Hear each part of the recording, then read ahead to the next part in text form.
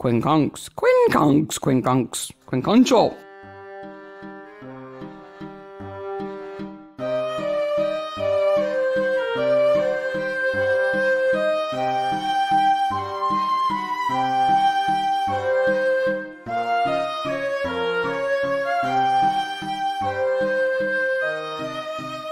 Hello, Maniacs! Hey, Maniacs! Midsomer Maniacs is a comedy recap podcast dedicated to the ITV series Midsomer Murders. Each week, we dig into an episode of the show, including the murders, the mayhem, the loonies, and everything else we love. They knew that already. They did. And they know who you are, but you're going to say it. I'm Mark. I'm Sarah.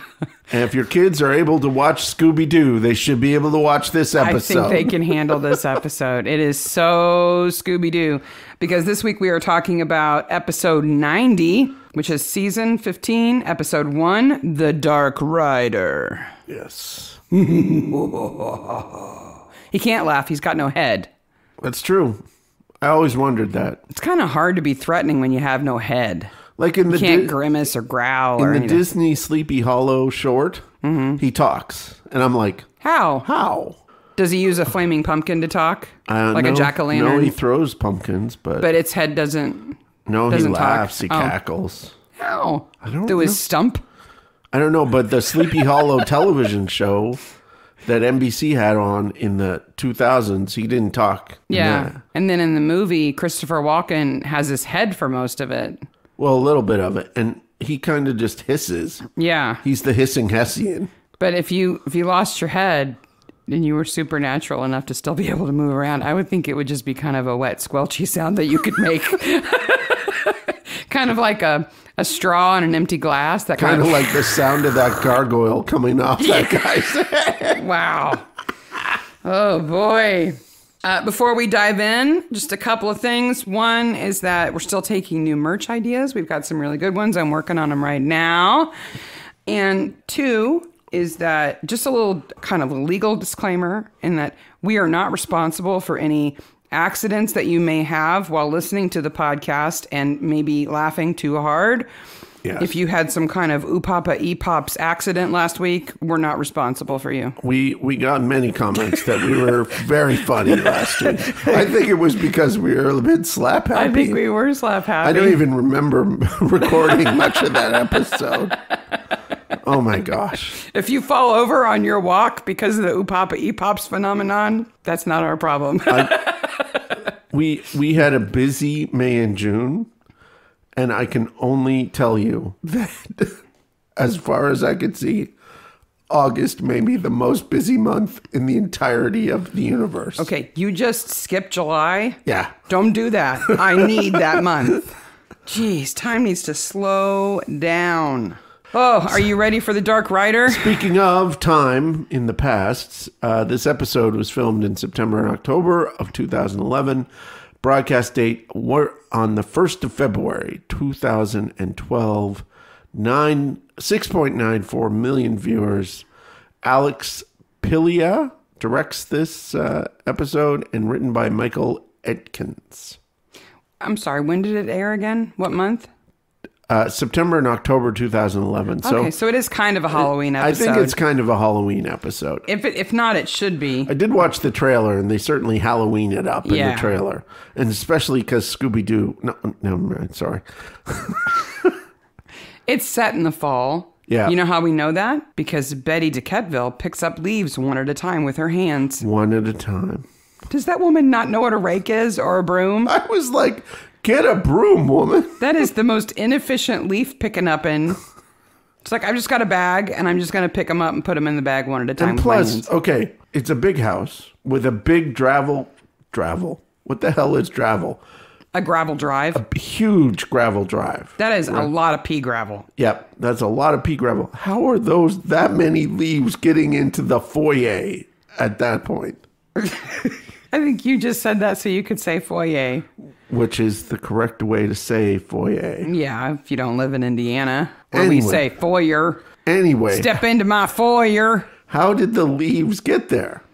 I don't know. They collected there because those two statues were catching them. I don't want creepy lifestyle statues on each side of my front door in my foyer. They would creep me out at night. Of course, there's a lot to be creeped out by this house anyway. Yes. Can we talk about the house before we dive into the episode? Quitewell Hall.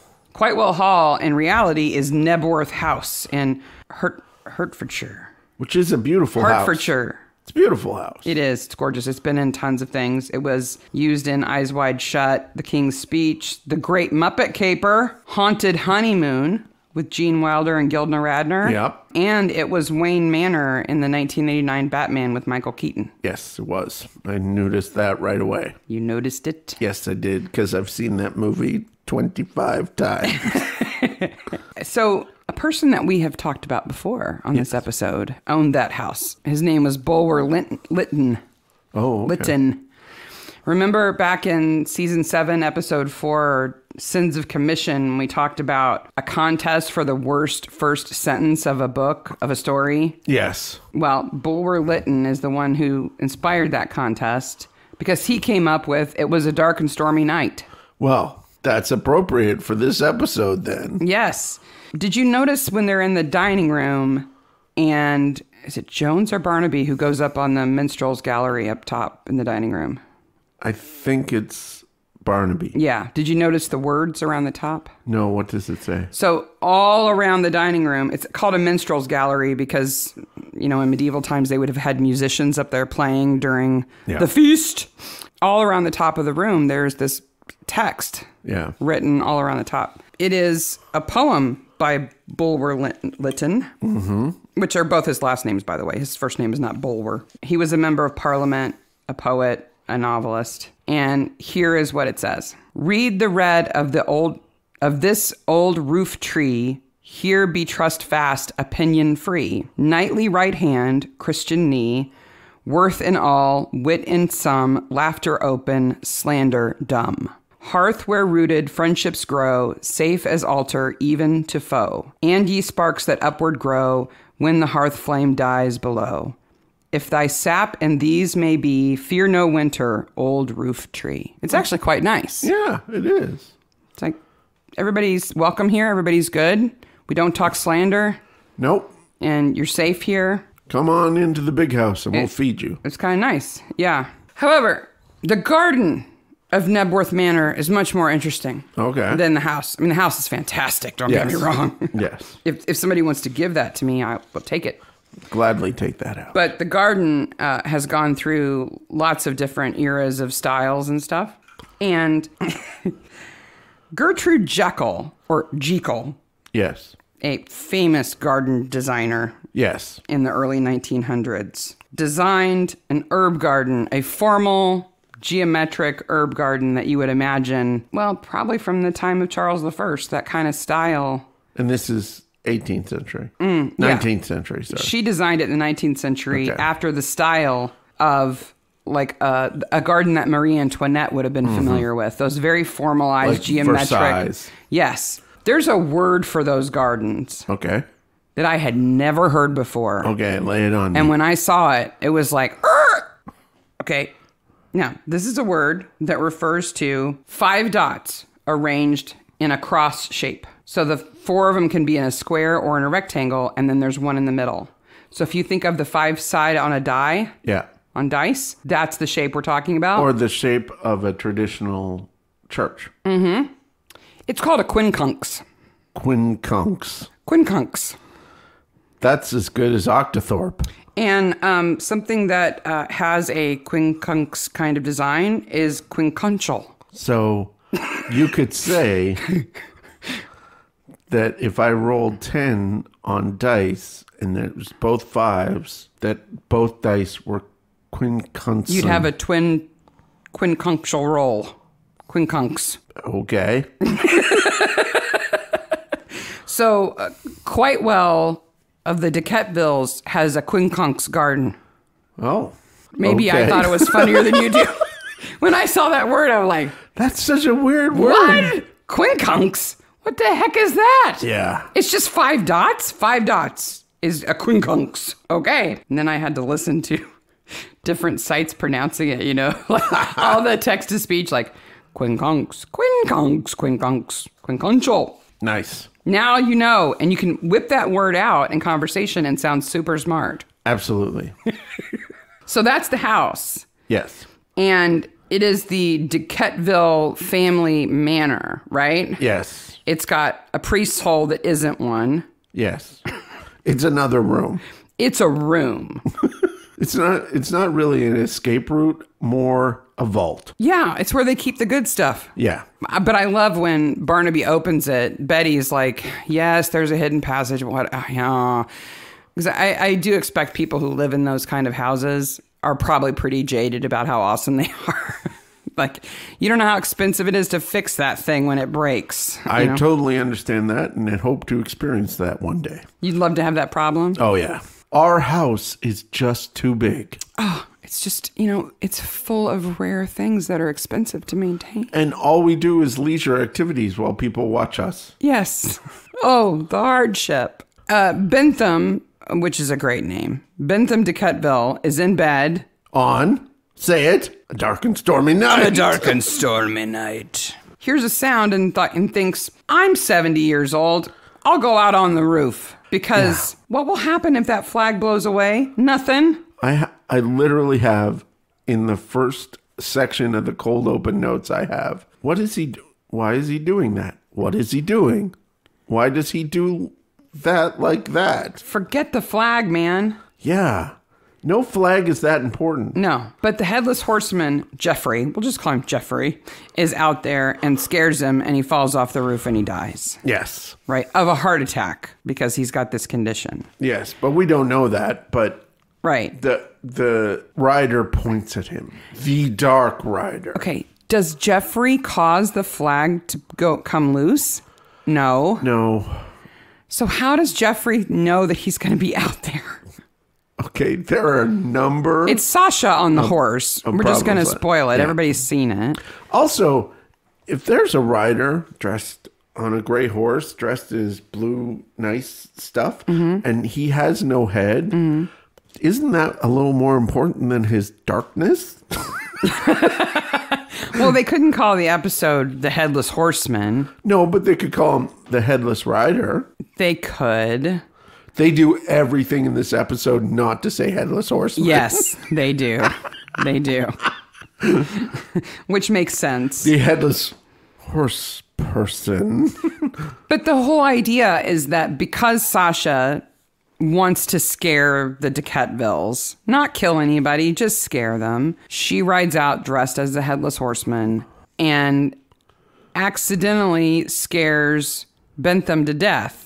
Yes. But she doesn't know he'll be out there. She doesn't know anybody will see her. The first murder has nothing... Well, okay, it's or maybe not a murder. She thinks... Maybe she knows Toby walks the dog. Maybe. And she was going to scare him. Maybe. It's not a murder. She wants to scare somebody. But certainly, like, what happens is Toby uses this to his advantage, and it may be the inciting incident, but this is not a murder. No, it's not.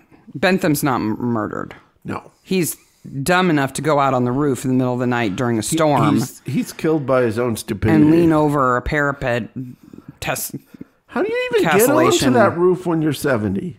He's spry. He's got a big bed. Did you notice how big his bed is? He does have a big bed. He's a big guy. He's fancy. Yes. He's not big in stature. He's just fancy. He's played by Murray Melvin. That's quite the name. He's been in everything. Oh, okay. He was in Barry Lyndon. Okay. He was in The Adventures of Tom Jones. Okay. He was in Listomania. Mm-hmm. And he was in The Devils, the Oliver Reed movie with the nuns. Wow. We've talked about it. Listomania is another movie by the guy who directed The Devils. Yeah. It's all psychedelic weirdness. Listomania is weird. Yeah. That's a weird But famous. Yeah. Yeah, Murray Melvin was in a lot of stuff. Well, that's cool. Including our horrible movie this week. Excellent. Just wait. So he falls, and then we get to meet the rest of the family. Well, okay. We should cover Headless Horsemen. Right? So it is not unsuspecting that there is a Headless Horseman here. It's not weird. And it's also not weird that the Headless Horseman from Sleepy Hollow appears where it does. Are you saying that there were legends of Headless Horsemen before Washington Irving wrote his story? Yes. Okay. Yes. I didn't know that. In fact, one that we referenced just a few episodes ago, the 14th century poem, Gawain the Green Knight. Oh, okay. Yeah, you're right. Yep. So the titular giant knight, after he is beheaded by Gawain, picks his head up and rides out of the hall. Mm-hmm. Right? Saying, I'll come back in a year and get you. Yeah. So this is not a new phenomenon. And in fact, like, I think Washington Irving, who wrote the story Legend of Sleepy Hollow, which has nothing to do with supernatural. Like, that story is about prudish know-it-alls. Mm-hmm. That, like, Ichabod Crane is not a nice person or a likable person in that story. Yeah. He is meant to be terrified. And because he deserves it. If you read the story, the guy in town who is the villain of every other portrayal of Sleepy Hollow actually marries that girl, and they have a nice life and they're happy. And Ichabod Crane's never been seen again, and everybody's kind of okay with that. Yeah, like good riddance. So the idea is that this headless person is so terrifying that it makes people do stupid things in fear. That's always associated with it. In this case, though, Jeffrey, it's not that he's so terrifying, it's that he is a portent of death. If you see him and he points at you, it means you're going to die. Yes. Not that he causes you to die, but he predicts your death. Yes. Do you think it's strange that the family has a portrait painted of a headless man on a horse? I indeed do. Okay, good. Because I thought that was a little weird. We have nobody who is headless in this house. Pictures. If I was going to have a portrait... We have weird pictures in this house. But if I was going to have a portrait painted of a member of our family that maybe died in battle, I would not paint him after death. Well, I would have him painted before. Okay, the Hessian from Sleepy Hollow and this guy... Jeffrey. ...took a full cannonball to the face. Yeah. That is the idea that they... Their head got knocked off. Yes. So really, the picture should have squirting net blood. Instead, he has a nice, neat cravat that kind of tucks around his stump. Because he didn't. When this happened, it would not have been pleasant. No. Okay, I don't think there's any pleasant way of having your head removed from your body. A guillotine is no better. No. Your head's still off one way or the other. I just think it's strange that some member of the family in the past thought it was important enough to paint him without his head. Like, he probably had a life before that. He was probably, a brave guy. He was a soldier. He fought. But no, he's just Headless Jeffrey now. Headless Jeffrey. Too bad. It's like poor Toby taking the dog out in the middle of the night. Okay. For a slash. We have gone through this in a number of shows. Okay. But these people, the old guy, the old couple. You mean Izzy and Ludo? The twins. Mm-hmm. And Betty are not enough people to run this house. Don't forget Diana. Okay, so try desperately to forget Diana because it's one of the cringiest and scenes Simon. There's ever. 7 people who live in this house. Yes. Somebody else think they have help. Yeah. They have help. Someone else could walk the dog. That's the kind of thing you want to do for yourself. It's your dog. Let somebody else do the dusting and cleaning the floors. Take the dog out yourself. I understand that. He finds the body. Well, not the body. He finds Bentham dying. And he says, Jeffrey. And then Toby looks at the dog and goes, Scoob, I think this is a clue. Yeah. So we've got Ludo, who is Ludovic, right? Who is Bentham's brother. Yes. So Bentham is the uncle. Yes. He's not in line. Nope. Ludo and Izzy. They are the current reigning DeKetvilles. Lord and Lady, and their sons, Toby and Julian, who are twins. I got to tell you, readers, listeners, people whoever you are who consume this show, I am an idiot because I was so concerned with what was going on in the background of this show.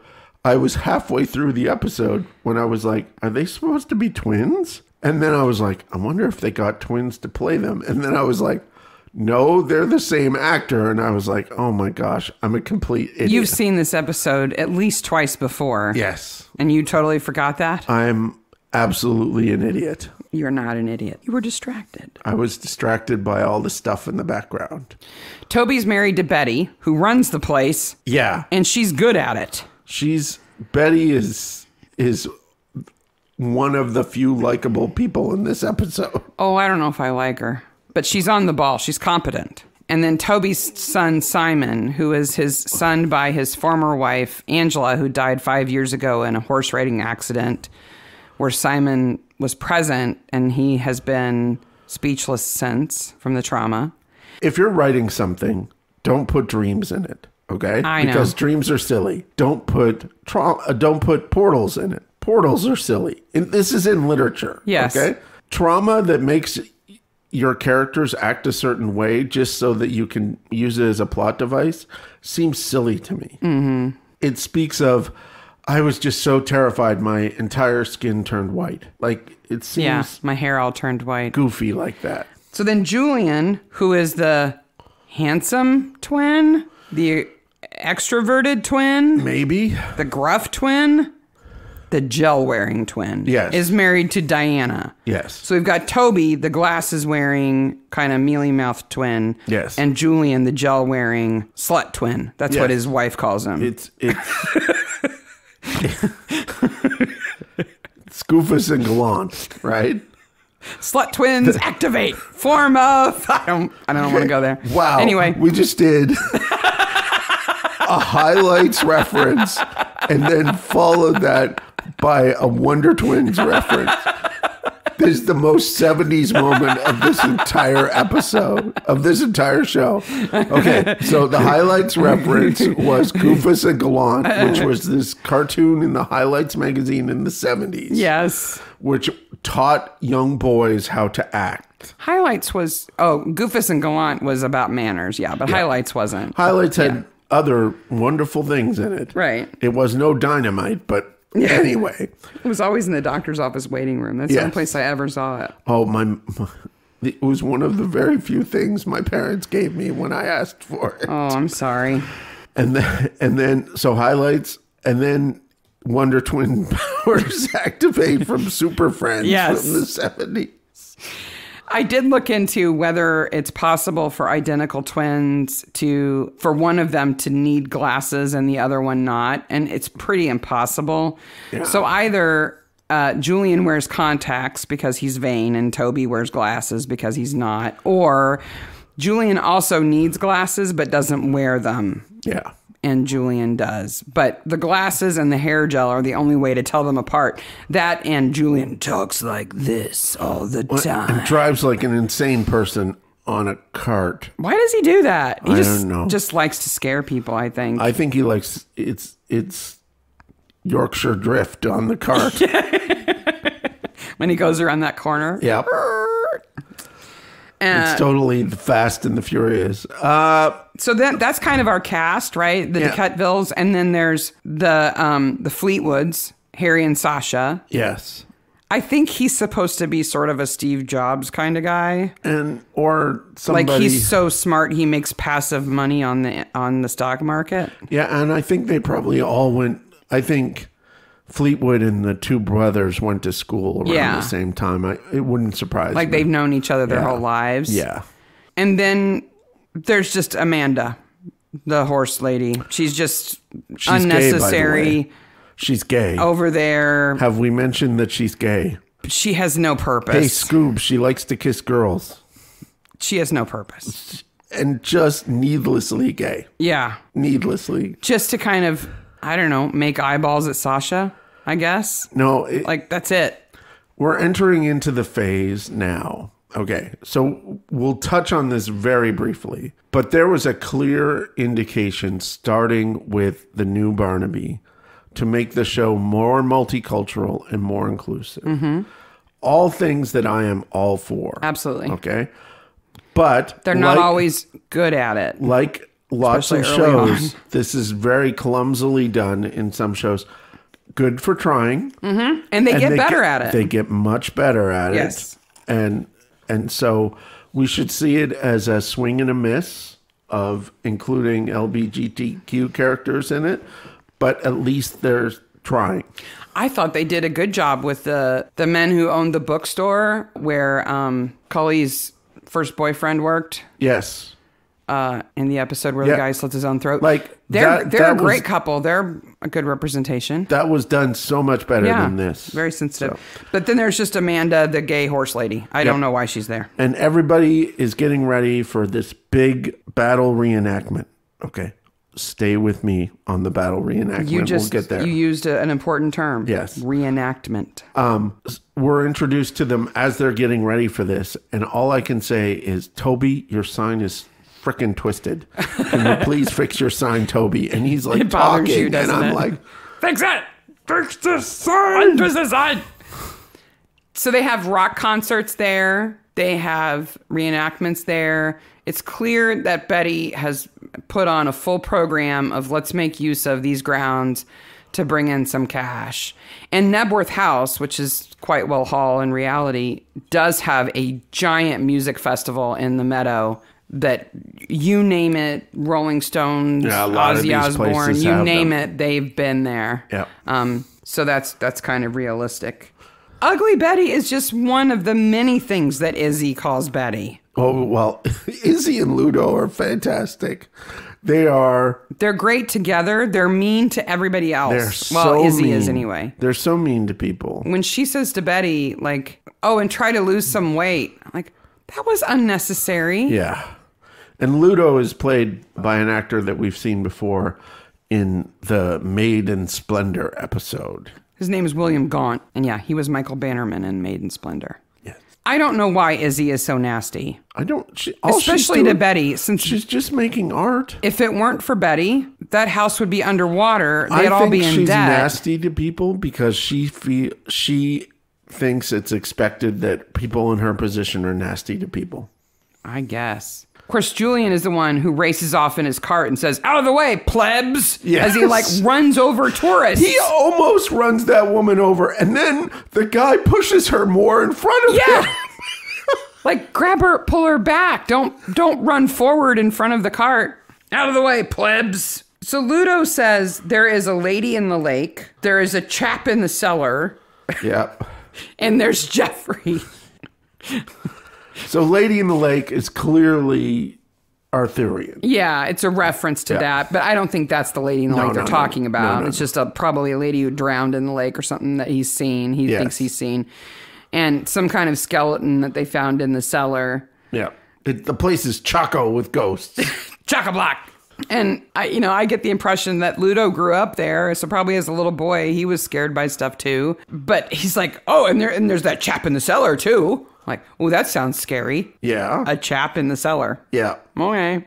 Well, there's a dude in the laundry room. Sometimes, Scoob, when you're up making sandwiches at night, it gets scary. Yeah, I guess so. So there's this, the reenactment is coming up, right? The reenactment is this Battle of Naseby, right? Yes. Which is in June 1645. It's part of the English Civil War between the Roundheads and the Royals. Yep. Reenactments have one outcome.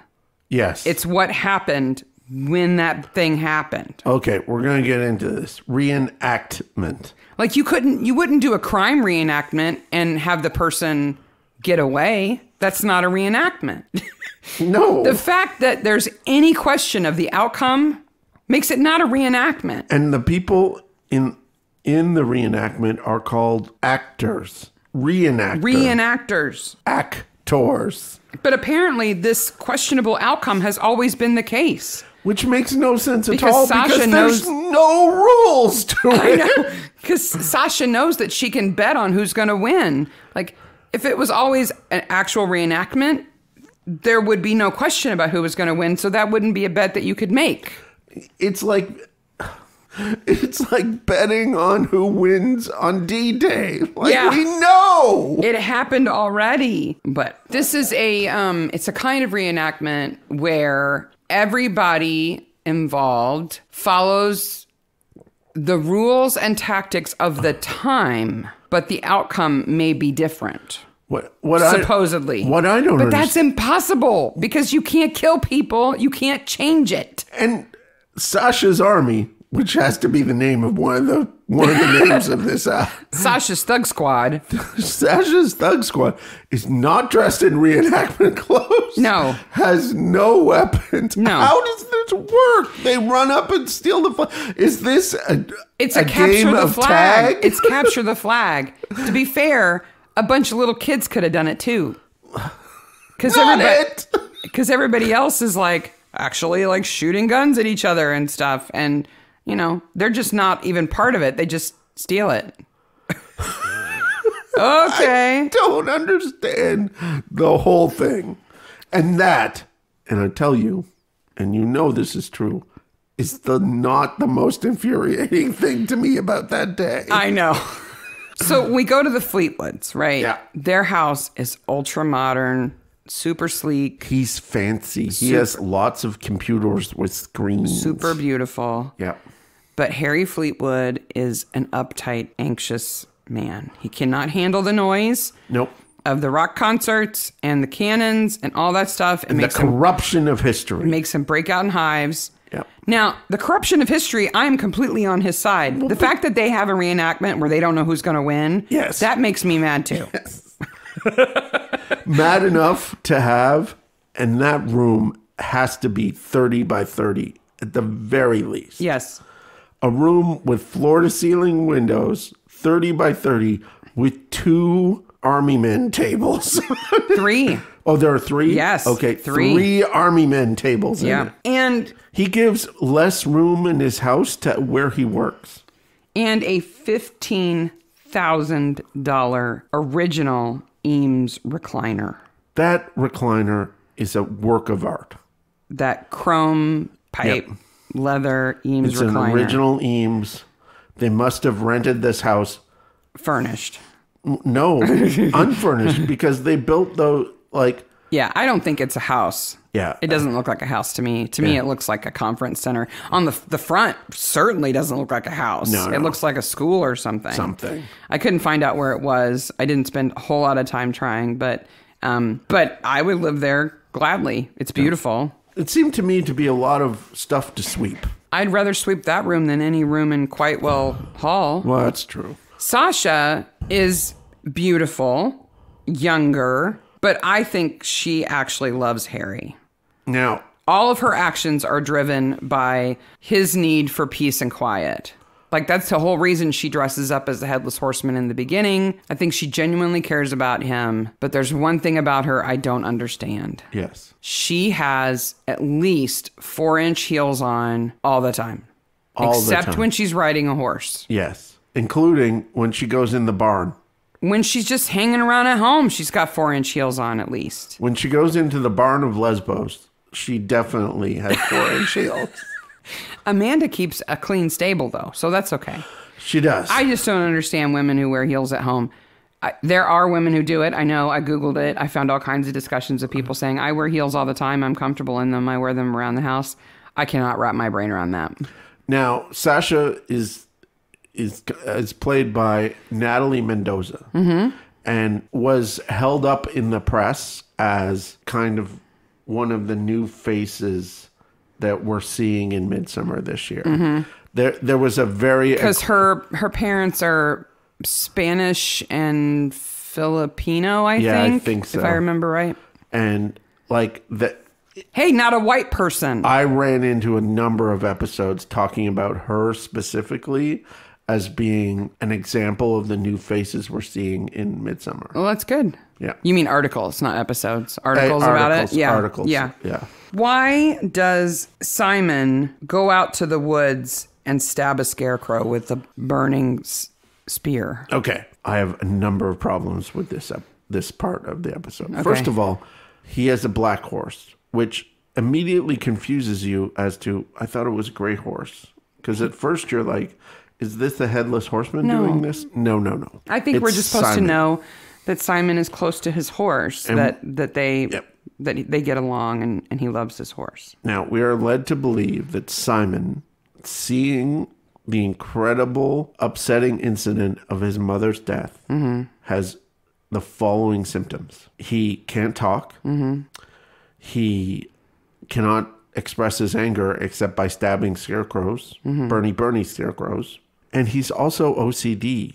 He's seen fixing things and moving them around. Yeah, they say that he has fixations. Yeah, all of those things are simply plot armor that he wears to make him that way so that we get the ending. Pretty much. And that's not how real trauma works. No.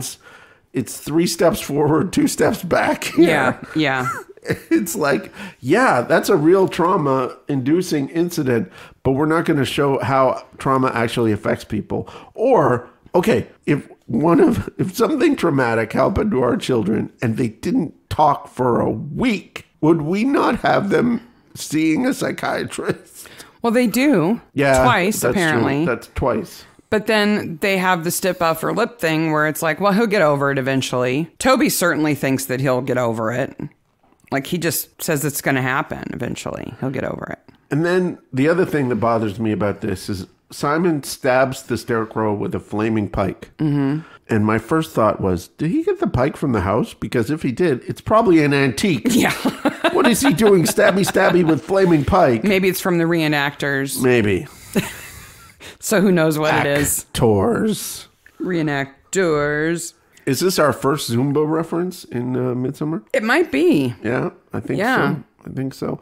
Ends up the old man had Wolf Parkinson White syndrome. Why is that even in this episode? Why can they not just say he had a heart attack? I don't know. I don't know.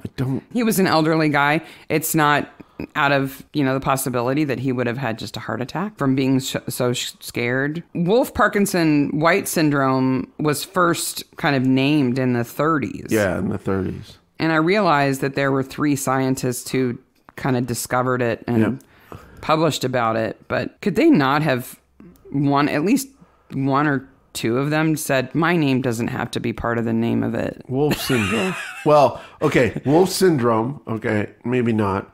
Parkinson already has the thing. So white syndrome. Not so much. Not in the 30s. Yeah, you're probably right. That's the only choice they had. Then you have white wolf syndrome, and that's bad. And Parkinson wolf syndrome. That sounds really scary. That's a shaky werewolf. Yeah. Yes, they all had to be there. People who have this now can have a surgery that changes that crossover thing that causes the electrical problems in their heart. They can have it fixed. That's awesome. It's amazing. But you can also live with it too. I mean, just take medicine. Just doesn't need to be there. Just like Julian gives Kate an excuse to poke at a pig heart in a dish. Yeah. And then the whole thing about the bet. I sat there screaming at the television, you cannot bet on reenactment. You can the way they do it. Especially with what Sasha's got in mind. We're going to take all your horses out and I'm going to hire squatties to come in and take over.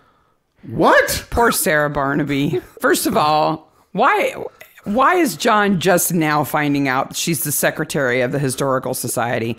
Why is the secretary of the Historical Society in charge of this giant event? No. Why are they involved at all? You're an admin, not a history teacher. Why are you doing any of this? And what is she supposed to be doing up there in the mic? And she's really upset that things go awry? That she doesn't want one of the teams to win this year. I'm like, you're the head of the History Society. If anybody knows who won, it should be you, and you should insist that that's the team that wins. We've gone on about that. We're just going to go overlap. We've gone over that a lot now. Yes. We'll get over it now. Julian's death is wackadoodle. Okay, before Julian's death comes the thing that makes me more upset about the reenactment than the reenactment being a win or lose situation. Which is? Poor Andy. Oh, Andy the sound man.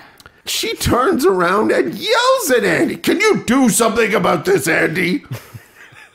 No, because I don't exist. And Feedback. no, because sound doesn't work like that. You don't get feedback like that? No! I do like the little 2-second scene of the synchronized raising of the speakers, though. Yes, that was nice. Those speakers are really old. Yeah. Maybe that's why they have that feedback sound. No. Okay.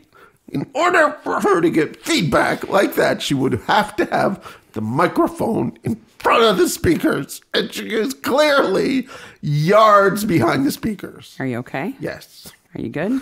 Yep. Got it out? Yep. Okay. You've spoken up for Andy, who's not at fault. You okay now? Mom, I got a part. No, you didn't. No, you don't. You're a name. You guys can't see him twitching a little bit. He's twitching just a little bit. Okay, the day of the big battle. Julian says, out of the way, plebs, and then gets hit by a log. Okay, there's tons of problems here. Now, granted, he sees the Headless Horseman and he chases this person. I buy that.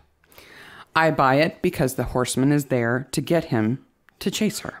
I buy going off on the side road because she's being blackmailed at this point by Toby, and she's got to lead him there. So does she... Toby, in broad daylight, creates this giant thing. Yes. This wackadoodle Scooby-Doo thing. Rube Goldberg machine, killing machine. Does Sasha know that's what Toby's going to do when she agrees to lure him away? If she does, it answers a question I have at the end of the episode, which is she's going to jail. She's an accessory. Yep. She certainly knows after it happens Certainly. that that's what he did, and she doesn't speak up. How does Toby know he is going to stop the cart at that exact spot? This log is not huge, okay? It's big enough to go from his chin to the bottom of his rib cage. Yeah, but That's pretty big. it is. But he still hits him dead on. We'll get back to that. Which means he like in broad day. There's so many things wrong with this. I think it would have hit him in the head and just knocked his head off. I don't think it would have hit him at all because there's no way to know that he stops at that exact spot. Unless there's something in the road. But there's not.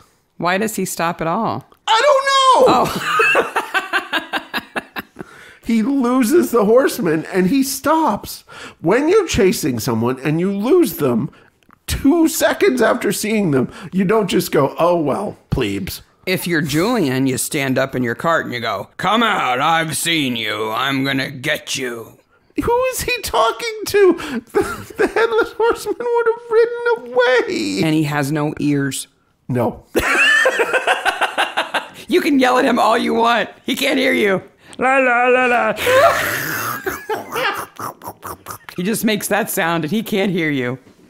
The earless Headless He Horseman. has no ears. You can yell at him all day. It doesn't matter.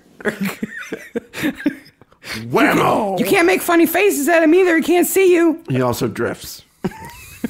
Then, how does he get... Okay. Then Toby puts him into the back of the cart, smacks the horse's ass to send it back home, and then conveniently creeps across the meadow through the battle or whatever. Covered with blood? No, because remember, Julian has hardly any blood on him at all. It's all internal injury. He just has a little dribble in the corner of his mouth. I think his head would have get knocked off.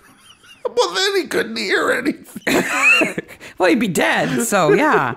I think his head would have got knocked off. That would have been a messy situation. But Toby's got good aim, apparently. We know this from the next killing. He's got really good aim. It's very good killing. But it's dramatic. Maybe it's because Toby wears the glasses so he can see better. The carriage coming back. With him dead in the back. Makes it awfully dramatic. Yeah, it does. But, nobody's very sad about it. What? His own mother says, well, Julian was a mad shagger. Mad shagger. Before that... LMF, lacking moral fiber. Like, thanks, Mom. So sad. Thanks. You raised him. He has no moral fiber. It's because of you. My favorite part is Kate gets to go on a field trip. They get to retrace Julian's ride. They're at the autopsy. He's quick to the autopsy room. Yeah. and then they go out and check the crime scene. Would you not do that in reverse? I think they would have taken the mystery van out there, don't you think? I mean, I think Barnaby should have a neckerchief on and a blonde wig. Because Jones is definitely Shaggy. Okay, if Jones is Shaggy. So is Kate Daphne or Thelma? I think Sarah is Daphne and Kate's Velma. Okay. But I think you could swap them around, depending on the scenario. Now I'm going to have to do a Photoshop for this episode.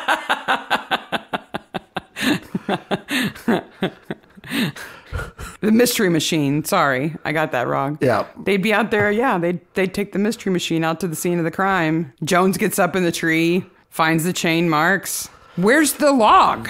Gone because... Toby must be strong. How does he hoist a log like that up that high? I'm going to go into comic books here because... Again? Okay. Clearly, Toby is the Hulk. As we will see. Yeah, maybe more, I don't know, maybe Superman, because he's kind of nerdy in his everyday. Maybe. It's got some super strength, that's for sure. Well, not only does Julian's mom... You're not supposed to be running a panto. Knock him. Wow! But his wife is like, I know I'm out here in the pea gravel in my 4-inch heels, moving one flintlock pistol at a time, but my husband was a slut. Okay, well... You could pretend to be sad for 5 minutes. I have, throughout all my notes, after this position, this day would have been canceled for so many reasons, including Andy, the sound guy's screwed up job. Well, Betty's not going to let that happen. Betty's not going to let that happen. Stiff upper lip. Why does she get out in the middle of the reenactment? Why does she what? She gets out in the middle of the reenactment while Mrs. Barnaby's screaming. I just don't understand that. But we also get to hear that not only is Betty sensible, but she's smart. Yes. So she has, on the down low, hyped up these supposed ghost stories about the place. Yes. To drum up business. She is not lacking moral fiber. She has business acumen. She has business acumen and sees everybody for exactly who they are, right? Yep. But she's going to run the place. At this point... Not because she wants to be lady of the manor, but because that's who she takes care of business. That's who she is, right? At this point in time, I'm like, wait a minute. She's Australian. Yeah, that's why they keep calling her... Colonist. I didn't get it till this point in time. Her accent's not strong. No. But yeah, that's why they keep calling her a colonist. They keep calling her an uppity colonist or something like that. Now, Ludo is terrified because he sees the rider. Ludo's up in the night. It's late. The shutters should be closed. He goes to close the gigantic shutters. They're like 2 stories high, these shutters, and sees Jeffrey or Sasha. Yes. And now he's scared. He is. Right? Because he's convinced. He gets pointed at, so he knows he's next. He's next. Yeah. So everything is going to be about him not wanting to go outside, but then, of course, he will. Yes. Yes. So Diana goes to see Harry, who's using an angle grinder. Yeah, Harry is surprisingly... He's handy. Handy here. Handy Harry. Yep. He builds his dioramas. He does. Right? Andy has a motorcycle. I could not believe that motorcycle was his. He seems to be kind of a nervous guy. I can't imagine wanting to ride a motorcycle. And that's a fast motorcycle. But that's not a... He's a well-rounded person. Okay. Okay. It's not been 24 hours since her husband died, and she's putting the moves on Harry. Okay. I need to talk about the moves. Okay. Does she touch him? Does she touch his junk? No. I think she puts her hand on his chest, maybe? No. It's off camera. Oh. I didn't notice that. Yeah. Do you think off camera she got her hand in his pockets? Close to him and moves, and he reacts, and then his voice goes up a little bit. Oh, I missed that. She touches his junk. That's not nice. Fleetwood junk. That's unwelcome. Yes. Is that like Fleetwood Mac? But it's Fleetwood junk. Poor Harry. He's like, I got an angle grinder. Please don't touch me. I don't think he has any interest in her at all. None at all. No. And I don't even know why she thinks that she has anything to offer. She's like, you could have both estates. How? There is no way none. I tried to figure it out. That she can offer both estates. Unless she's going to kill Toby. Unless she's going to kill Toby. Because technically she's Simon's stepmom. Yeah. And he was Julian's son. Yeah. Not his stepmom. She's his father's wife. Wait a minute. It's Toby? Okay. Simon Julian is Simon's dad. No. Yes. Toby is Simon's dad. No. Julian is. Rabel's what? Rabel's Scoob? Julian admits that later. Toby admits that later. He says, I wasn't so good in the baby department, so Julian did it for me, and Angela didn't know. Oh, okay. So Simon is Julian's heir. Yes. Not that a DNA test would prove it, since they're identical twins. It wouldn't matter. Wait a minute. They're twins? But since she's his father's wife, yeah, maybe she thinks that she would get sort of like a regent job until he's old enough to inherit. Maybe. But Toby would come before him anyway. But also, I gotta think, I have to think that Fleetwood has built this house to service his comforts. Okay? Mm-hmm. He wants the meadow. That is without... Only to stop them making noise in That it. is without question. Yeah. He wants that meadow. I don't think he wants that house. I don't think he does either. So she comes and grabs his junk for no reason at all. And I don't think that marrying her would get it for him anyway. No! Why is that scene even there? I don't know. I'm just to prove that she's despicable, that Diana's gross. Just gross. And it is... It just makes me feel like they're attempting to make older women look sexy, and they're failing at making... Oh, no, I don't think that's it.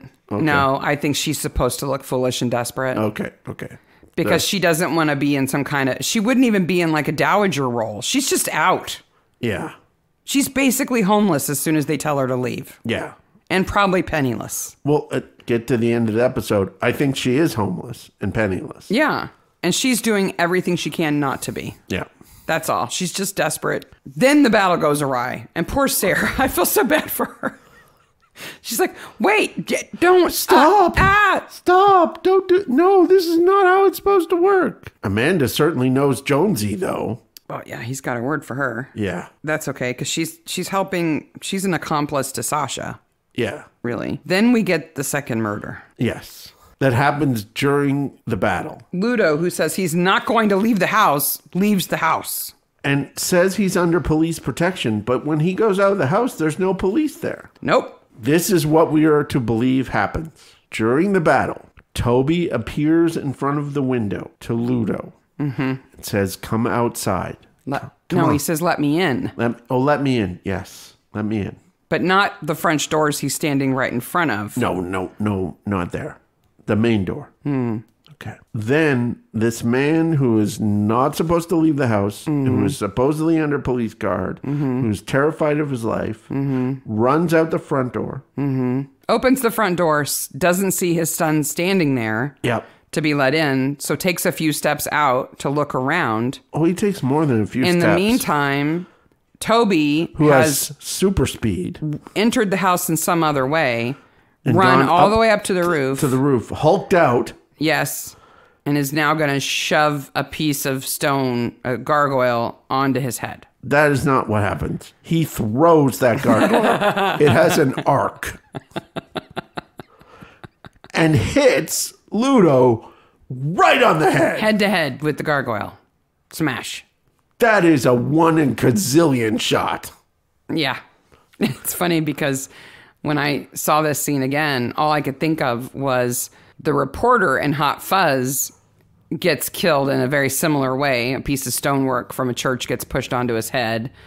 And I thought that Hot Fuzz was making a reference to Midsomer, but Hot Fuzz came out before this. I think they're making a reference to Campion here. Did somebody get killed by a gargoyle in Campion? The piggy guy. Oh, yeah. Okay. So they're both referencing that. Yeah. People do get killed by falling gargoyles, though. I can imagine that those gargoyles, first of all, are usually hanging. Like, rock becomes brittle after a while.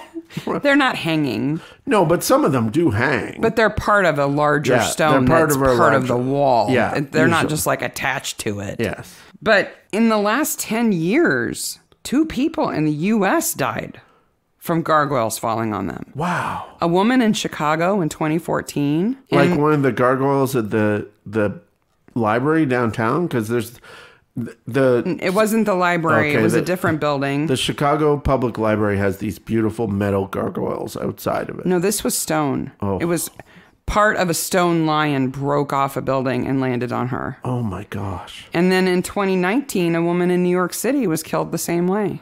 Oh, my gosh. Yeah. Women should not go near buildings. These people need to take better care of their buildings. Yeah. Well, in both cases, there were wrongful death suits pressed and they won. I would assume so. Phew. Thank God Sasha's personal squatties show up. What is up with that? Where does she find them? Okay, what does she do? Okay, what does Sasha do for a living? She must have a friend who's in the military. Maybe. That she said, hey, are your boys busy today? Can they come help me? I guess. Wear this sash. March out there going, ho, ho, ho, ho, ho, ho, and steal a flag. It's kind of ridiculous. Also, I don't know if you noticed this, but Toby shows up right before Ludo gets killed in another part of the area. There's some weird editing there. That's not good. No. Because he had to have run to the top of the house and pushed it over. Yep. Which means he had to have known that it was loose enough in the first place. Yes. So if that one wasn't loose and it was a different one that was loose, would he have tried to get him out of the house through a different door? And why does he have to do it in the middle of everything? I don't know. Boy. And then he sits there and says how much he loved him, but I killed him. He's not good. Who rides the motorcycle and leads the cops to the mill? Toby. Why? Because he's going to confront Sasha there. He's going to kill Sasha there. And he plants all the evidence. So when the cops are chasing him, he doesn't change his mind and think, I'll do this another way? No. He thinks I'll go kill her real quick while they're still on my trail. Yes. Why does he think it's a good idea to get on a motorcycle with a big rifle on his back in clear sight anyway? I don't know. Wouldn't anyone have thought that was suspicious? Hugely suspicious. But it's Harry's bike, so it must be Harry riding it. Harry tried to kill Sasha. And the Dark Rider appears again suddenly, and it just falls all apart into at Badger's Mill, which we've never heard of before. That we've never heard of before. You're a despicable tart. Like an alley cat in heat. There's some great lines that she says. Izzy has a silver tongue. Yeah. It's a sharp tongue, but it's a silver tongue. Yep. Sasha's not a bad person. She took a stupid risk luring Toby to come kill her. And she's got a handy cam to capture it, and that's going to save her. She did a goofy thing. We have learned from Sherlock Holmes to Poirot to Miss Marple that when you're being blackmailed, you come clean. You go right to the police. You come clean. Yep. You're being blackmailed for adultery, you go tell your partner right away. That takes the power completely away. Takes the power of the blackmailer away completely. Mm-hmm. And it's a much better consequence to deal with than being blackmailed. Yes. Okay. All she's done is ride around in a costume and scare people. Yep. It's mischief at best. Yeah. She has no culpability in the old guy's death. No. None at all. None. So why does she just not come clean? I don't know. Like right away. Because there'd be no episode if she did. Well, that's true. So. Maybe she lacks moral fiber. I would grant... Which is better than lacking fiber. I would grant her riding one more time to help lure Julian away if she didn't know what Toby had planned. But as soon as Julian dies, I would have gone right to the police and said, I didn't know that's what he had planned. I just thought he wanted him away from the house. I didn't know. And I'm not going to be part of this. So not only does she help him again by scaring Ludo, but then instead of going to the police then, she says, no, I'll lure him out to try to kill me. And then there's this weird thing with a package, and it's all Scooby-Doo at this point. It's very Scooby-Doo. And then, in the, well, I've brought you all together so I can tell you who did it scene. Yes. When he says that Julian is Simon's dad, it's like, oh, you are just as reprehensible as your brother. Yeah. That you went along with that? Yeah. You tricked your wife, let her believe that it was you coming to her in the night, and it was your brother, and you knew it? Yeah. That's bad. And, again, Simon's had trauma, so he's going to act like a killer here. Why? He's scared. I understand that he's scared, but why doesn't he cower instead of being aggressive and violent? Because he's more than traumatized. He's supposed to act erratic. So is Toby the one who supposedly duct taped him and tied him up and threw him in there? Yes. Then I would think anybody but Toby he wouldn't be afraid of. I agree. I thought, we've made a couple of jokes about it, that this was very Scooby-Doo, and that those kind of plots just don't happen in real life. Yes. Like this, I'm going to pretend to be a monster to scare you. Yeah. And be successful at getting what I want. Like there's a Murdoch like this, where this old guy pretends to be a river monster. Right. To put people off of buying a piece of property or something.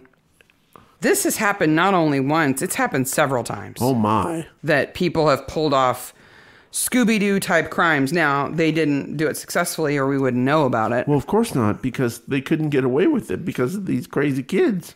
I've got 2 stories to tell you. Okay. About these Scooby-Doo type crimes that happened in real life. Okay. The first one is got to be my favorite. It happened in the 13th century. Okay. This is way before Scooby-Doo. This predates Scoob. Scooby-Doo is inspired by this. Okay. There's a castle in France. So this is 1200s. Yes. In the south of France called Chateau Vauvert. Okay. Now, remember that castles in France are actual castles. Yes. Not chateaus. Right. But it's called Chateau Vauvert. Yes.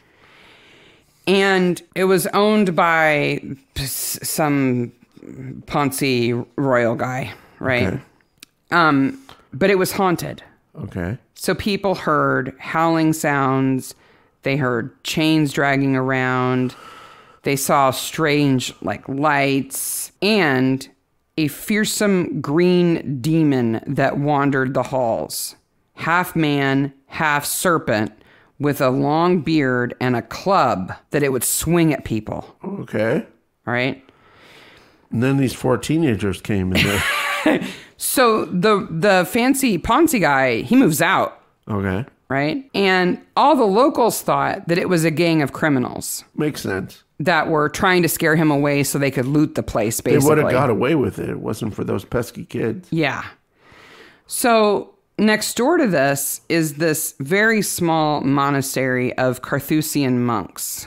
Okay. And they tell the royal guy, the Ponzi guy, look, if you let us live in the castle, we'll get rid of the ghosts. Of course they will. We'll do it. Yeah. And you'll still own it, but we'll get rid of them and we'll stay there to keep them away. He's like, oh, thank you, monks. Thank you. We really appreciate it. What do you know? As soon as they move in, no more ghosts. No more ghosts. No more chains. No more half serpent, half man, white beard, club swinging bad guy. Nope. Everything's fine. The monks did it. Yep. So these little monks creeping across this field onto the grounds of the chateau at night, slipping into the house, scaring the bejesus out of the Ponzi people because they wanted to live there. Yep. That's pretty sly there. Pretty sly. I can't say it's super Christian. Nope. As monks, they probably should have had better ethics than that. Yep. Low moral fiber. Yes. Lacking moral fiber. Lacking. LMF, monks! LMF! In 2005, this man in Austria thought that his house was haunted. Every night when he would go to sleep, doors would slam. There'd be heavy footsteps in the hallway. So much so that he was developing a nervous condition. Mm-hmm. He went to the police, and the police are like, look, the only way you're going to find out what's going on is you need to install some hidden cameras. Yeah. And they came and helped install some cameras. And they're like, you're going to get to the bottom of what's going on. It's not a ghost. Yeah. And he's like, okay, if you say so. I can't do an Austrian accent. They captured footage of a 42-year-old Polish woman whose husband had worked for this Austrian man and been fired. And she was mad. So she was slipping into the house every night and scaring the bejesus out of him to get revenge for her husband who is now unemployed. She would have got away with it. She got 4 months in prison. Wow. But no costume. No, not like the monks. I want to see that costume the monks built that was half serpent, had a big beard, and green and glowed, and like, that's impressive. Yes. But if you had said that there were actual people who pretended to be monsters to scare other people away from their homes, I would have said, no, that never happened. It's happened before. But obviously, Scooby-Doo is real, man. Those people needed the mystery machine. The end of this episode is kind of anticlimactic, you know? Because Simon speaks and then everyone leaves. Yeah, that's pretty much it. Scene. Best corpse? Nice corpse. Well, I gotta say, for me, the best corpse is, it's a shot, okay? Mm-hmm. And why it's best corpse for me is they purposely created this shot of Ludo lying on the ground. Now, it might not even be Ludo. Yeah, with his head basically replaced with a gargoyle's head. Yes. Yes. That is a shot that deserves, like, that's a well done shot. Yeah, it is. I can't believe Hulk Toby managed to hit him exactly. And then the next cut is Kate using swabs on the gargoyle's face. Yeah. To take blood off of it. Yeah. Like, do you really need to do that? Is there any question whose blood that is? That's his blood. It's his. It's not cranberry juice. No, it came right off his head. Yeah. Yeah. Which is now in the ground. Yeah. The sculpt of the gargoyle is good. It's either foam or something. Yeah, it looks real. It looks good. For sure. It looks good. I agree with you. I think Ludo's best corpse too. Yep. After the credits? Well, let's see. If we look on the big board here of the people in the episode who are left. Okay. Simon and the ladies. Yes. So Izzy is left, but she's lost Ludo. Maybe that'll make her cantankerous. Oh, no, wait. She's already that. She actually has some affection for Simon. I think so, too. I think she's hard on him because she thinks it will help him. Yep. But at the end, she shows some affection. Toby's going to Dale. Diana should get booked for assault. Molestation. See, I imagine that Simon inherits the house, and I think Izzy and Betty and Diana and he run it. And Toby asked Betty to wait. No. I hope Betty and the pool boy do whatever they want to do at this point in time. Maybe she hooks up with another roundhead. Yeah. Because Simon will inherit. Yeah. If Sasha is at least questioned about about whether or not she goes to jail or not. Because she's an accessory to murder, but she helps the police in the end. Yeah, I don't think she will. And I think she and Harry will be very happy. Except that I think the music and cannons will go on. Well, I don't Maybe Harry will invest in some headphones or something. First of all, the court would go, it's a reenactment. There's no winner. But there's no way the court is going to let them have the meadow. Well, and he's already told Izzy he's not going to try to claim that bet. Yeah. They did have a lawyer write it up. Yeah. So it's legal, but he's going to tear it up. Yeah. Because he's a good person. I hope Simon gets better and leaves all these people behind. Like Izzy and Diana, probably not good for him. Oh, I don't know. I think he'll be fine. He's smart. He's on it. He knows how to run. He knows how the place is run. Maybe.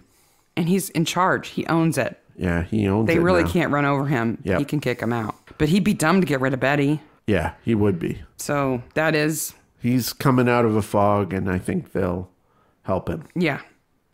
Amanda hopefully finds love. She is still unimportant. Yes. And can run her stable. Yes. The end. Are you ready for a horrible movie that I bet you've seen? This movie is terrible. Ha! I bet Mark's seen it. Am ready for a horrible movie. Now, you said I'm 50-50. I'm 50-50 on whether you've seen this or not. I'm going to be real strategic on what I tell you about it before I make you guess. Okay. It's a 1989 movie. Okay, this is right in my wheelhouse. And Murray Melvin, who plays Bentham Dickettville, is in it. Yep, so it's probably British. Mm-hmm. If I give you the synopsis, it will be too much information. Okay. So I'm going to give you clues that go from harder to guess to easier to guess. So this is like that show that we watched with Michael. Only Connect? Only Connect. This is Only Connect The hardest version. game show in existence. Okay, if you haven't watched Only Connect, it is a really hard game show. If you want to feel dumb, yeah, no matter how much education you have, yeah, watch Only Connect. Yeah. Okay, are you ready? Yeah. In this movie, there is a scene where Robbie Coltrane is sitting in a hot tub eating lobsters. Okay.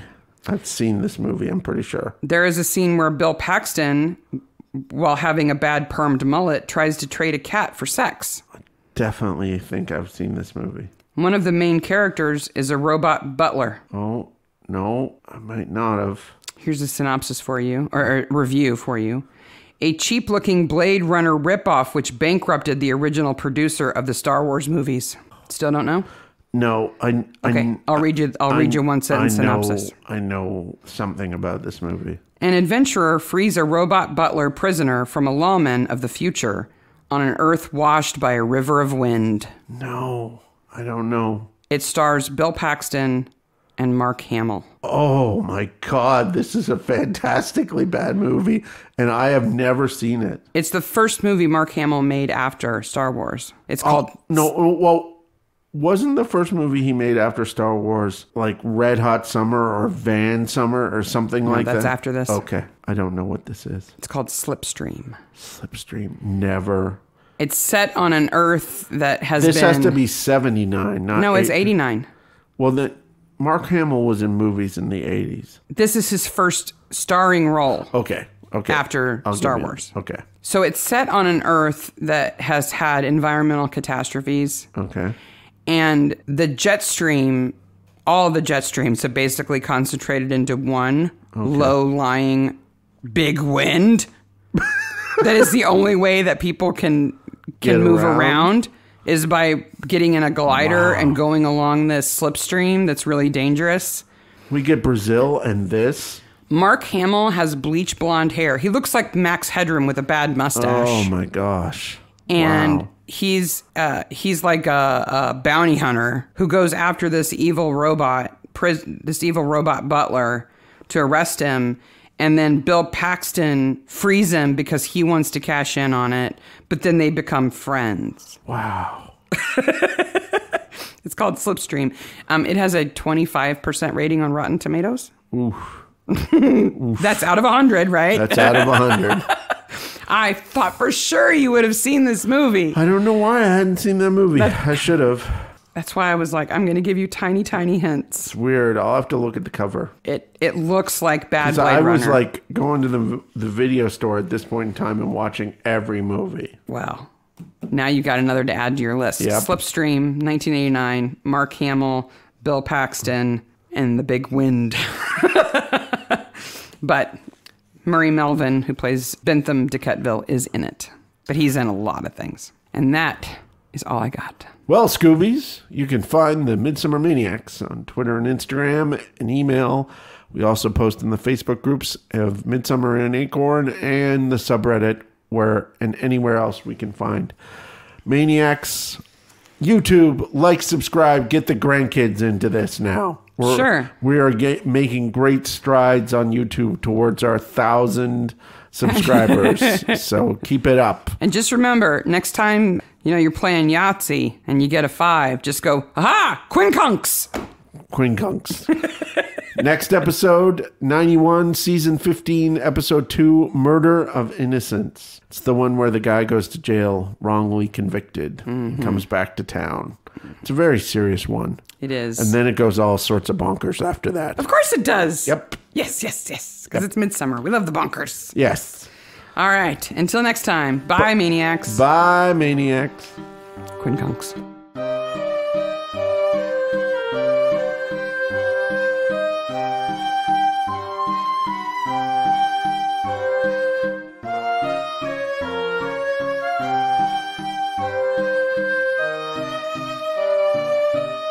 They make an Ugly Betty reference here at the beginning. Did you catch that? But it's not a reference to the show Ugly Betty. Oh, it isn't? Ugly Betty is a reference to the same thing that this is a reference to. Oh, really? Yeah, the original Ugly Betty. What's the original Ugly Betty? Well, you asked me, but I don't remember. Okay. Well, I'll shut up about it then.